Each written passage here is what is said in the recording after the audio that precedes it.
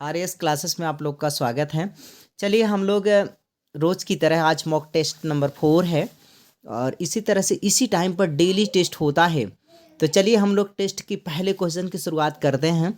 20 question 20 number का जो test होता है वह है, इसमें सभी विभाग हैं कि उनसे साइंस में मतलब physics, chemistry, biology, environment of science चारों से मिल करके क्वेश्चन 20 क्वेश्चन जो है वह हैं और 20 अंक के सभी बहुविकल्पी प्रश्न हैं। आइए हम इन एक एक प्रश्नों को ध्यान से देखते हैं। एक अवतल लेंस द्वारा किसी वस्तु का बना प्रतिबिंब होता है। अवतल लेंस के द्वारा जो प्रतिबिंब बनता है वह कैसा प्रतिबिंब होता है? तो ध्यान रहे, अवतल लेंस के द्वारा जो प्रतिबिंब बनेगा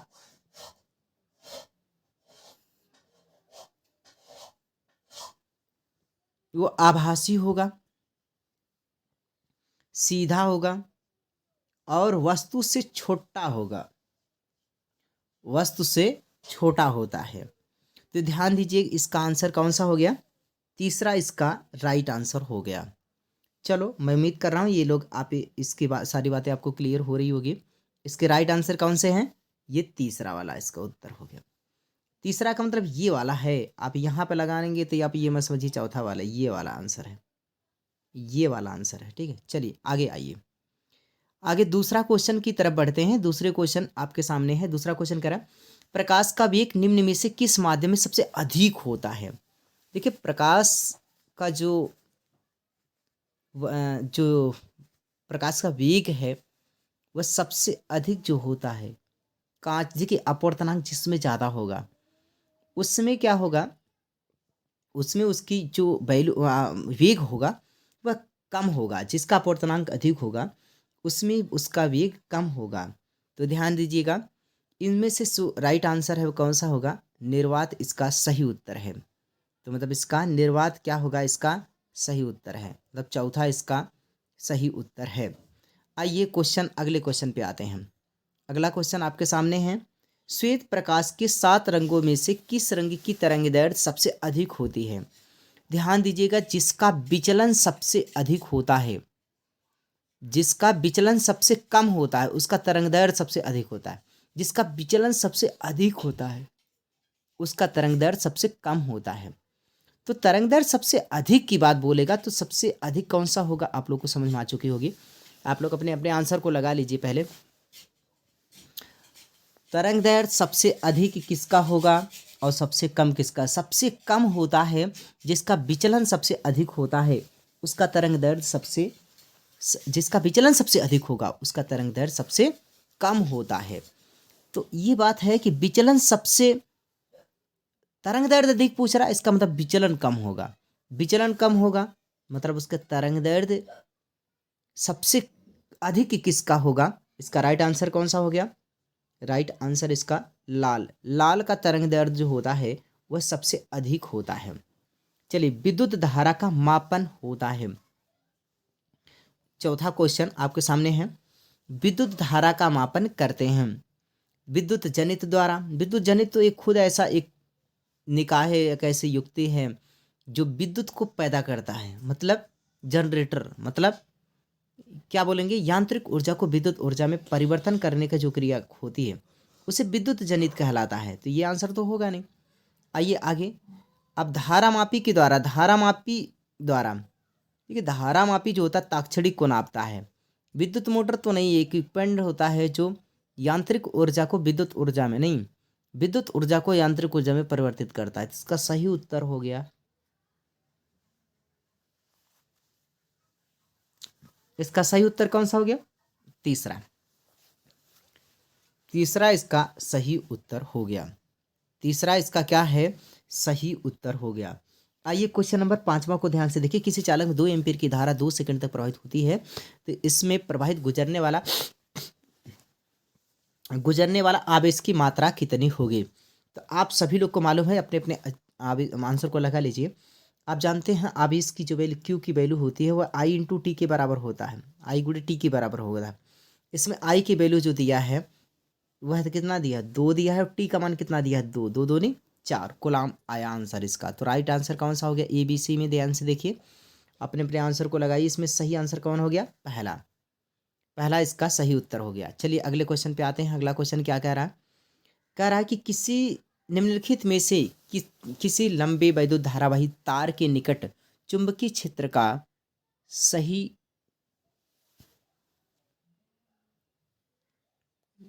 वर्णन करता है।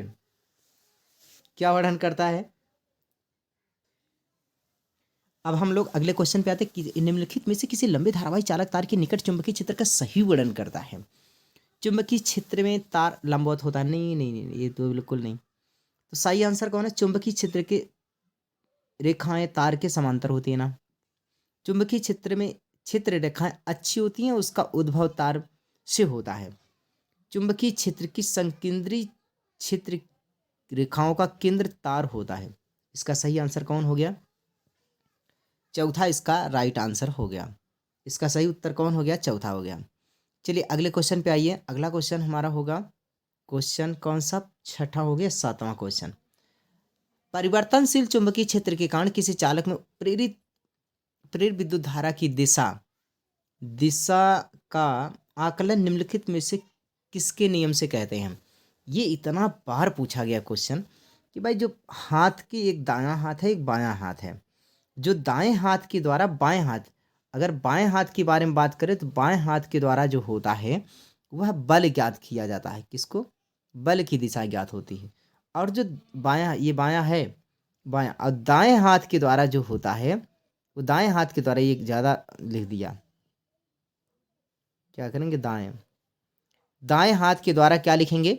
दाएं हाथ के द्वारा किसका मान करेंगे? प्रेरित धारा की दिशा, मतलब ये वाला प्रेरित धारा की दिशा बाएं हाथ के नियम के द्वारा हो। गलत बोल दिया जी, नहीं नहीं, दाएं हाथ के द्वारा सही तो है। दाएं हाथ के बाएं हाथ जो होता है बल, और दाएं हाथ कौन है? प्रेरित धारा। तो इसमें दायां हाथ जो होगा वो सही उत्तर होगा। तो दायां हाथ देखिएगा कौन, किस में कौन सा ऑप्शन है? अंगूठे का नियम, ये नहीं, ये नहीं। फ्लेमिंग के बाएं हाथ का नियम और दाएं हाथ का नियम। तो बायां तो बल का हो गया, ये वाला बल वाला हो गया, ये भी नहीं होगा। इसमें जो सही उत्तर हो गया वो कौन सा हो गया? चौथा हो गया, इसका सही उत्तर हो गया।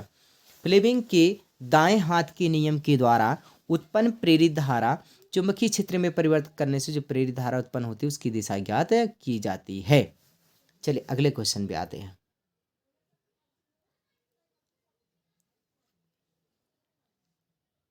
अगला क्वेश्चन कह रहा है, कौन सा? रासायनिक समीकरण एक है बेरियम क्लोराइड का जलीय है और H2SO4 से अगर क्रिया कराई जाती है तो इस क्रिया के फलस्वरूप जो बेरियम सल्फेट बनता है वो 2HCl बनता है। यह अभिक्रिया कौन सी है? यह अभिक्रिया कौन सी है? इसमें पहला कह रहा है योगात्मक अभिक्रिया, दूसरा कह रहा है पहला योगात्मक अभिक्रिया, दूसरा कह रहा है कौन सा? निराकरण अभिक्रिया, अवक्षेपण अभिक्रिया, और इसमें से कोई नहीं। भाई इसमें से जो ये अभिक्रिया है ना, आप ध्यान से देखेंगे तो ये रिप्लेसमेंट हो रहा है बेरियम सल्फेट का। आप ध्यान से देखिए, यह बेरियम के साथ बेरियम सल्फेट और ये HCl बन गया, तो इसे बोलते हैं द्विविस्थापन अभिक्रिया। ये कौन सा? द्विविस्थापन अभिक्रिया। द्विविस्थापन अभिक्रिया, अगर ये द्विविस्थापन अभिक्रिया इसका राइट आंसर होगा, जबकि इसमें द्विविस्थापन अभिक्रिया किसी भी ऑप्शन में नहीं है, तो आंसर चला जाएगा कहाँ पर? चौथे के साथ, मतलब इसमें से कोई नहीं। चलो भैया, धामन सोडा का रासायनिक सूत्र होता है। सभी लोग कमेंट करिए धामन सोडा। मैंने बार बार कहा हूँ कि 10 बाल्टी पानी याद रखिए, जहाँ पर 10 H2O दिख जाए। तो चलो भाई जल्दी से कमेंट करो, आप लोग बताइएगा इसमें से कौन सा है धामन सोडा। देखो इसमें जो ये खाना वाला सोडा है सोडियम बाइकार्बोनेट, ये खाने वाले सोडा का सूत्र है NaHCO3, और ये विरंजक चूर्ण का सूत्र है COCO3। सभी को देखते जाइएगा, ये कास्टिक सोडा का सूत्र है और ये धामन सोडा का सूत्र है। तो भाई सबको चारों का मत पता हो, ये कौन है खाने वाला सोडा, ये कौन है विरंजक चूर्ण, ये कौन सा धामन सोडा, ये कौन सा कास्टिक सोडा। ध्यान रहे 2 सोडा तो है इसमें, लेकिन वह सोडा कौन सी बात हो रहा है? ये जो है खाने वाला सोडा, इसे बोलते हैं सोडियम बाइकार्बोनेट या सोडियम हाइड्रोजन कार्बोनेट। इसका नाम, इसको बोलते हैं सोडियम बाइकार्बोनेट या सोडियम हाइड्रोजन कार्बोनेट या बेकिंग सोडा, खाने वाला सोडा, इतने नाम से इसको कहते हैं। बहुत इंपॉर्टेंट है ये। आगे बात करते हैं जो दूसरा है कैल्शियम ऑक्सीक्लोराइड, इसे बोलते हैं विरंजक चूर्ण। ये विरंजक चूड़ा, और ये हमारा कौन सा कास्टिक सोडा, और ये हमारा जो है इसे बोलते हैं धामन सोडा। तो इसमें पूछ रहा है कि धामन सोडा, तो इसका मतलब इसका आंसर कौन सा सही हो गया, ये दूसरा वाला आंसर क्या हो गया, सही हो गया। दूसरा आंसर क्या हो गया इसका, सही हो गया। तो मैं उम्मीद कर रहा हूँ ये बातें आप लोग को समझ में आई होगी। भाई इसका राइट आंसर कौन हो गया, ये वाला। तो चलिए, ये इतने क्वेश्चन नंबर कौन सा हो गया, 9वां हो चुका। क्वेश्चन नंबर 10वां की तरफ बढ़ते हैं। देखिएगा, इसमें कह रहा है कि अम्ल से हाइड्रोजन हटाने वाली धातु है। इसमें से कौन सा ऐसा अम्ल है, अम्ल में से हाइड्रोजन को हटा देगा, वह कौन सा ऐसा है जो हाइड्रोजन को हटा सकता है। देखिए, आप लोग विद्युत रासायनिक श्रेणी जब पढ़े होंगे, उसमें एक आर्डर दिया गया है। उस आर्डर के आधार पर देखेंगे जो हाइड्रोजन से ऊपर जो इसका स्थान होता है वह इसको रिप्लेस कर पाएगा। इसमें देखेंगे तो केवल जिंक एक ऐसा है जो हाइड्रोजन को रिप्लेस कर पाएगा। कहाँ पर भैया, यहाँ पर जिंक एक ऐसा है जो रिप्लेस कर पाएगा। देखिए यहाँ पर ये लिखा है, ये वाला, ये ध्यान देना, ये कापर है, Cu है, ये सही से लिखा टाइप नहीं हो पाया। इसको क्या बोलते हैं, एक मिनट, ये जो है ये है Cu है, कापर है मतलब, ये Hg है, ये हमारा क्या Ag है, और ये क्या है, जिंक है। तो जिंक इसका राइट आंसर होगा, क्योंकि जिंक क्या करेगा, रिप्लेस कर देगा। अगले क्वेश्चन पे आते हैं। आगे देखिएगा अगला क्वेश्चन क्या कह रहा है, बहुत बढ़िया क्वेश्चन है। क्वेश्चन नंबर 11, निम्नलिखित में किस यौगिक के कीटोनिक समूह उपस्थित है। ऐसा कौन सा है जिसमें कीटोन उपस्थित है। अगर इसमें देखेंगे कौन सा ऐसा यौगिक है जिसमें कीटोन उपस्थित है, जल्दी से आप लोग इसमें से अपने अपने आंसर को लगाइए। अगर आप यहाँ पर CHO, यहाँ पर इस चीज को देखेंगे, यहाँ पर किसको, यहाँ पर इसकी बात करेंगे तो यहाँ पर HCOH ये है। तो ध्यान देना, यहाँ पर ये जो है ये क्या है। अगर इन सभी में कह रहा है कि कीटोनिक समूह जो होता है, देखो कीटोन वही होगा जो कार्बन कार्बन के बीच ये डबल बॉन्ड के साथ ऑक्सीजन जुड़ा होगा, और ये दो जो लगे हैं ना, ये दो डबल बॉन्ड नहीं है भाई, एक ही सिंगल बॉन्ड है। मतलब ये ऐसा होगा, एक बॉन्ड ऐसा, एक बॉन्ड ऐसा जाएगा, यहाँ पर कार्बन जुड़ेगा और यहाँ पर कार्बन जुड़ेगा। ऐसा संरचना जहाँ भी दिखाई देगा भाई, इस कार्बन से, इस सेंट्रल एटम कार्बन से जो इधर कार्बन है, इधर भी कार्बन और इधर भी कार्बन होना चाहिए। तो इसमें देखिएगा कौन सा ऑप्शन सही है। तो मैं उम्मीद कर रहा हूँ कि आप लोग इस आंसर को लगा पाए होंगे। इसका सही अंतर कौन सा हो गया, ये हो गया। चलिए सभी लोग अपने अपने आंसर को लगाते जाइएगा। इसका सही उत्तर कौन सा हो गया, चौथा हो गया। अगले क्वेश्चन पर आते हैं। अगला क्वेश्चन बहुत ही आसान है। इसमें कह रहा है कि रासायनिक, क्या बोला कि रासायनिक नाम किसका, रासायनिक प्रोपेन का रासायनिक सूत्र। आप लोग जानते हैं प्रोपेन, प्रोपेन का मतलब इसमें 3 कार्बन होना चाहिए। एकदम सिंपल फार्मूला, सिंपल सवाल हो गया। आप लोग अपने अपने आंसर को लगाइए पहले, और ये आपका प्रोत्साहन, आपकी देन है, आपकी मेहनत है कि आपको ये क्वेश्चन आसान लगा। ये क्वेश्चन आसान नहीं है। उस इंसान से को देखिएगा, इस भी क्वेश्चन को गलत करेंगे, एक नहीं बहुत से लोग गलत करेंगे, क्योंकि जिनको नहीं पता है कि प्रोपेन में 3 कार्बन होता है। पर आप लोग आगे नहीं, बहुत आगे हो, आप लोग को ये मालूम है कि 3 कार्बन है। तो इसमें सही आंसर आप लोग लगा चुके होंगे। इसमें सही उत्तर कौन सा हो गया, तीसरा, इसका दूसरा मतलब ये C3 और कौन सा H8, ये इसका राइट आंसर हो गया। तो C3 और क्या है, H8 इसका राइट आंसर हो गया। चलो अगले क्वेश्चन पाते हैं। हाइड्रोजन अपने गुणों में किस समूह के तत्वों से मिलता जुलता है। हाइड्रोजन एक ऐसा तत्व है जो अपने किन समूहों के साथ में अपने गुणों को क्या करता है, मिलता जुलता है। आप लोग जानते हैं जो पहला ग्रुप और कौन सा, 17वां ग्रुप, पहला ग्रुप और कौन सा, 17वां ग्रुप, दोनों के साथ अपने क्या होता है, ये गुणों के साथ समानता को प्रदर्शित करता है। एक इलेक्ट्रॉन वैकेंट और एक इलेक्ट्रॉन को फिल होना, दोनों चीज़ों को ये प्रदर्शित करेगा हाइड्रोजन। तो हाइड्रोजन एक ऐसा प्रवृत्ति कण है, इसमें से जो इसका लास्ट सेल भी खाली होता है और एक इलेक्ट्रॉन की ज़रूरत भी होती है। दोनों कंडीशन को फुलफिल करने वाला एक ही ऑप्शन बन रहा है। इसमें सभी लोग अपने अपने आंसर को लगाइएगा। इसमें अपने आंसर को लगाइए और जल्दी से उसको बताइए। मैं उम्मीद कर रहा हूँ ये बातें आपको समझ में आ रही होगी। इसका राइट आंसर कौन सा होगा, सभी लोग लगाइएगा। इसका आंसर कौन सा ही होगा, ये वाला, पहला और 17 इसका क्या हो गया, सही उत्तर हो गया। पहला 17 इसका क्या हो गया, सही उत्तर है, मतलब तीसरा इसका सही उत्तर है। चलो अगले क्वेश्चन पे आते हैं हम लोग। क्वेश्चन नंबर 14 कह रहा है मनुष्य में वृक्क, वृक्क माने होता है किडनी। किडनी एक तंत्र का नाम है जो संबंधित है। किडनी हमेशा किसकी उत्सर्जन की पोषण को नहीं, श्वसन, उत्सर्जन, परिवहन किससे संबंधित होता है कि वृक्क माने किडनी। किडनी एक ऐसा अंग है, इतना इम्पोर्टेंट अंग है जो ये काम करता क्या है, ये मूत्र का निर्माण करता है और खून की सफाया करता है। तो मनुष्य में वृक्क जो होता है, किडनी जो होता है, एक तंत्र का कार्य करता है जो इसमें से मुख्य रूप से इसकी भूमिका जो होती है, ये किसकी भूमिका होती है। पहले अपने आंसर को आप लोग लगा लीजिए। आंसर को मैं लगाता हूँ, आप लोग लगा चुके हैं। देखिए मेरा आंसर ये और सही आंसर क्या है, उत्सर्जन। क्या है भैया, उत्सर्जन इसका सही उत्तर है। उत्सर्जन क्या है, इसका सही उत्तर है। चलो अगले क्वेश्चन पे आइए। पादपों में सॉरी पादप में जाइलम उत्तरदायी है। देखिए जाइलम फ्लोएम दो लोग होते हैं। एक जाइलम से जल से संबंधित होता है और फ्लोएम जो होता है वह उत्सर्जित भोज्य पदार्थों के वहन से होता है, एमिनो अम्ल का वहन करने वाला। इसमें से अगर हम बात करें, जाइलम ज से है और दोनों चीज़ें दिख रहा है जल, तो जल का वहन करने वाला मतलब क्या है। 15 का आप लोग उत्तर को लगा चुके होंगे। 15 का उत्तर आप लोग सभी लोग लगा दीजिए। कौन सा आंसर इसमें सही है, जल का वहन करेगा। इसमें से कौन सही होगा उत्तर, इसमें से कौन उत्तर सही है, जल का वहन इसका सही उत्तर है। जल का वहन इसका सही उत्तर है। जल का वहन इसका सही उत्तर है। जल का वहन इसका सही उत्तर है।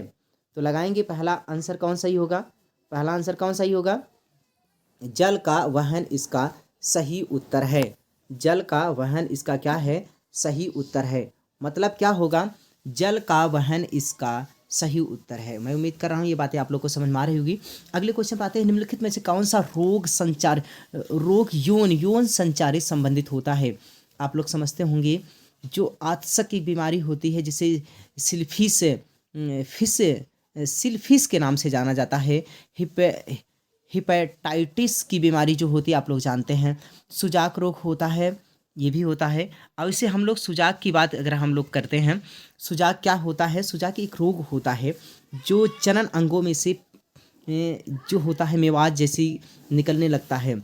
एड्स आप लोग अच्छी तरीके से जानते हैं। सिल्फिस आसक भी आप लोग जानते हैं। हिपेटाइटिस आप लोग अच्छी तरीके से जानते हैं।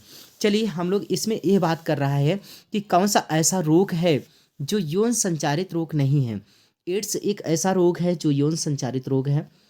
ये सुजाक एक क्या है और ये भी क्या है, यौन संचारित रोग है। अगर हम इन लोगों में से इसका आंसर को अगर हम लगाना चाहते हैं तो इसके आंसर बताइएगा। एक ऐसा रोग जो एक ये भी सिल्फिस आतसक, ये भी क्या करता है, ये भी क्या होता है यौन मतलब ये सेक्स संबंधित है। अगर सेक्स के से साथ संबंध जो होता है इसके साथ इसका क्या होता है, फैलता है इसके साथ। और लेकिन एक ऐसा रोग है जो उससे संबंधित नहीं रखता है। इसका राइट आंसर कौन सा हो गया, इसका राइट आंसर हमारा हो गया हिपेटाइटिस। हिपेटाइटिस इसका सही उत्तर हो गया। तो हिपेटाइटिस इसका सही उत्तर हो गया। तो हम लोग इसकी बात करेंगे कौन सा भैया, हिपेटाइटिस इसका क्या हो गया, सही उत्तर हो गया। मतलब क्या है इसका दूसरा इसका सही उत्तर हो गया। दूसरा क्या है, इसका सही उत्तर हो गया। आगे कह रहा है इष्ट में अलैंगिक जनन प्रायः होता है। इष्ट में कौन सा, अलैंगिक जनन। इष्ट में अलैंगिक जनन प्रायः होता है। इष्ट मतलब समझते होंगे सभी लोग, में कुलन होता है, विखंडन होता है, बीजाणु होता है, रोपण होता है। रोपण तो आप लोग समझते हो रोपण क्या होता है, जानते हैं तो रोपण होगा नहीं। आगे विखंडन क्या है, बीजाणु क्या है, मुकुलन क्या है, इसको अच्छी तरीके से समझते हैं। जब कोई जनन कोशिका बड़ी हो जाती है और जनन कोशिका अपने आप एक उपहार उत्पन्न होता है, उसी को मुकुल कहते हैं। और इस क्रिया के द्वारा जो जनन क्रियाएं संपन्न होती है उसे मुकुलन कहते हैं। तो हम लोग इन सभी के विखंडन आप समझते होंगे। जब समान कोश की कोशिका विभाजन के द्वारा ये क्या होगा कि अनेक कोशिकाओं का जन्म होता है, विखंडित होकर अपने समान जीवों का जीव एक नए जीवों का निर्धारण कर लेती है। उसे क्या बोलते हैं हम लोग, उसे हम लोग क्या बोलते हैं, उसे हम लोग विखंडन कहते हैं। बीजांडु क्या होता है, ये सारी बातें आप लोग को अच्छे तरीके से पता है। चलिए इसमें से अगर हम लोग इसके आंसर की बात करते हैं तो मुकुलन इसका क्या हो गया, इसका सही उत्तर हो गया। मुकुलन क्या है इसका सही उत्तर हो गया। तो बात ये करेंगे मुकुलन क्या है इसका राइट आंसर हो चुका है। चलिए भाई इसका आंसर मुकुलन सही है। इसकी बात करें जल इसमें की बात करेंगे तो इसमें कौन सा है हेपेटाइटिस, इसमें मुकुलन। आगे चलते हैं हम लोग अगले क्वेश्चन पे आते हैं। अगला क्वेश्चन कौन सा है? क्वेश्चन नंबर 18 आनुवंशिक का जनक है। बहुत बढ़िया क्वेश्चन है, आप लोग इसे अच्छी तरीके से समझते होंगे। आनुवंशिक के जनक कौन है? तो आनुवंशिक के जनक कहें जोहानसन को, ह्यूगो डी ब्रीच को, मेंडल को, डार्विन को। तो आनुवंशिकता के पिता, जनक, फादर्स, पप्पा किसे कहते हैं? इसमें से कौन सही है? जल्दी से सभी अपने अपने आंसर को लगाइए। सबसे आसान क्वेश्चन ये है और इसका आंसर सभी लोग का आ रहा है और सबका सही उत्तर जा रहा है। तो कौन सा सही आंसर है? मेंडल को स्कूमटर वाले प्रयोग वाले बाबा, जो ग्रेगर चार मेंडल के नाम से जाने जाते हैं, पादरी थे और ये यूरोप के रहने वाले थे। इन्होंने मटर पर प्रयोग किया और 3 नियम दिया जो 7 चरणों में प्रयोग हुआ। ढेर सारी बातें हम लोग कर पाए, इसको कंप्लीट किया। क्वेश्चन नंबर 19 को देखिएगा ध्यान से। क्वेश्चन नंबर 19 में उपार्जित लक्षणों की वंशागति का सिद्धांत प्रस्तुत किया था।